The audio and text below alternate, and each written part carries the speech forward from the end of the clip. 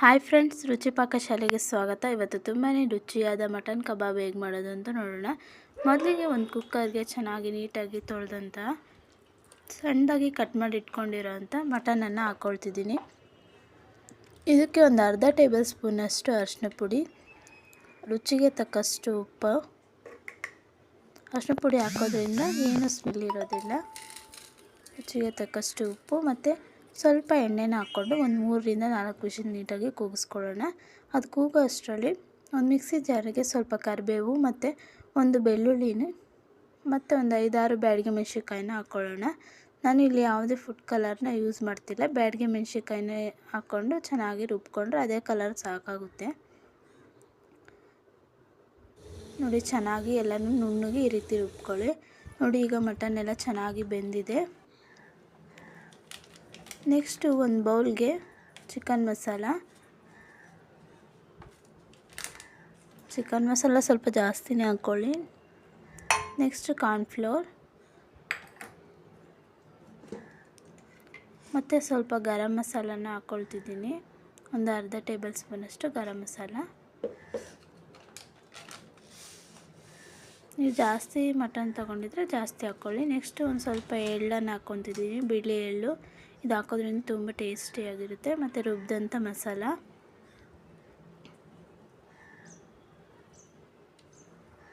ನೀವು ಶುಂಠಿ ಬೆಳ್ಳುಳ್ಳಿ ಪೇಸ್ಟ್ ಬೇಕಾದರೂ ಹಾಕ್ಕೊಳ್ಬೋದು. ಇಲ್ಲಾಂದರೆ ರುಬ್ಬೇಕಾದ್ರೆ ಶುಂಠಿನೂ ಜೊತೆಲಿ ಹಾಕ್ಕೊಂಬಿಟ್ಟು ರುಬ್ಕೊಳ್ಳಿ, ಚೆನ್ನಾಗಿರುತ್ತೆ ಟೇಸ್ಟು. ನೆಕ್ಸ್ಟ್ ಇದಕ್ಕೆ ಒಂದು ಎಗ್ಗನ್ನು ಹಾಕ್ಕೊಳ್ತಿದ್ದೀನಿ. ಎಗ್ ಹಾಕ್ಬಿಟ್ಟು ನೀಟಾಗಿ ಚೆನ್ನಾಗಿ ಮಿಕ್ಸ್ ಮಾಡ್ಕೊಳ್ಳಿ. ಒಂದು ಗಂಟಿಲ್ದಂಗೆ ಚೆನ್ನಾಗಿ ಮಿಕ್ಸ್ ಆಗಿರಬೇಕು. ನೋಡಿ, ಈ ರೀತಿ ವಿಡಿಯೋದಲ್ಲಿ ತೋರಿಸ್ತಿದ್ದೀನಲ್ಲ, ಅದೇ ರೀತಿ ಚೆನ್ನಾಗಿ ಮಿಕ್ಸ್ ಮಾಡ್ಕೊಳ್ಳಿ.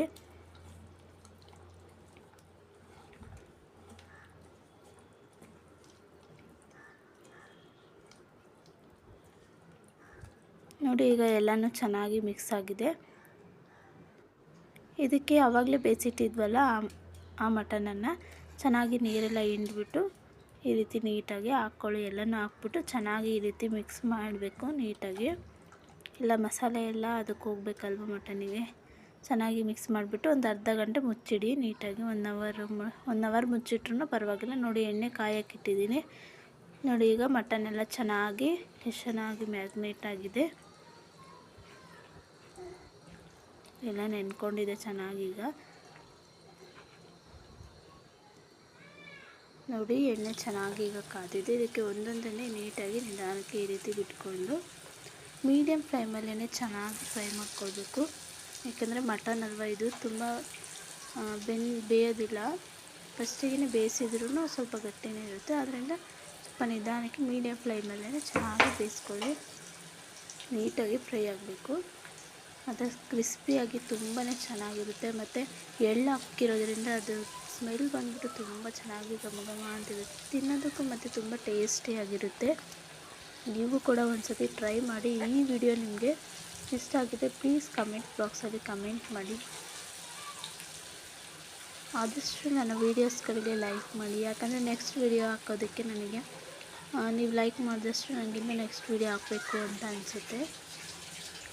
ನೋಡಿ, ಈಗ ಒಂದೊಂದು ಎಲ್ಲನೂ ನೀಟಾಗಿ ಬಿಟ್ಟಿದ್ದೀನಿ. ಎಣ್ಣೆಲಿ ಹಾಕ್ಬಿಟ್ಟು ಚೆನ್ನಾಗಿ ಫ್ರೈ ಮಾಡಬೇಕು ನೀಟಾಗಿ. ಕಲರ್ ಬಂದ್ಬಿಟ್ಟು ಹಾಕ್ತಾ ಇರೋದ್ರಿಂದ ನೋಡಿ, ಇಷ್ಟೇ ಮೀಡಿಯಮ್ ಕಲರ್ ಇಷ್ಟೇ ಸಾಕು ಅನಿಸುತ್ತೆ. ಡಾರ್ಕ್ ಕಲರ್ಸ್ ಏನು ಬೇಕು ಅಂದರೆ ನೀವು ಖಾರದ ಪುಡಿ ಹಾಕ್ಕೊಳ್ಬೋದು. ಖಾರದ ಪುಡಿ ನಾನು ಹಾಕಿಲ್ಲ, ಯಾಕಂದರೆ ಮಕ್ಕಳಿಗೋಸ್ಕರ ಮಾಡ್ತಿರೋದಲ್ವ, ನಾನು ಹಾಕಿಲ್ಲ. ನೀವು ಬೇಕಂದರೆ ಖಾರದ ಪುಡಿನ ಹಾಕ್ಕೊಳ್ಳಿ, ಖಾರ ಬೇಕು ಅನ್ನೋರು.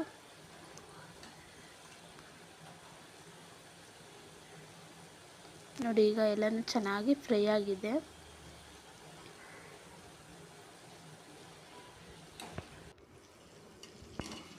ನೋಡಿ, ಈಗ ಎಲ್ಲನೂ ಚೆನ್ನಾಗಿ ಫ್ರೈ ಆಗಿದೆ. ಇದನ್ನು ಇದೇ ರೀತಿ ತೊಗೊಂಡು ಎಣ್ಣೆಲಿ ಇಟ್ಕೊಂಡ್ಬಿಟ್ಟು ಸ್ವಲ್ಪ ಕರಿಬೇವನ್ನು ಹಾಕ್ಬಿಟ್ಟು ಈ ರೀತಿ ಎಣ್ಣೆಲಿ ಫ್ರೈ ಮಾಡಿ ತೆಗೀರಿ. ಫ್ಲೇವರ್ ಮಾತ್ರ ತುಂಬ ಚೆನ್ನಾಗಿರುತ್ತೆ ಕರಿಬೇವೆಲ್ಲ ಇರೋದ್ರಿಂದ. ನೋಡಿ, ಎಲ್ಲನೂ ನಾನು ಒಂದು ಪ್ಲೇಟ್ಗಾಗಿ ಇಟ್ಕೊಂಡಿದ್ದೀನಿ.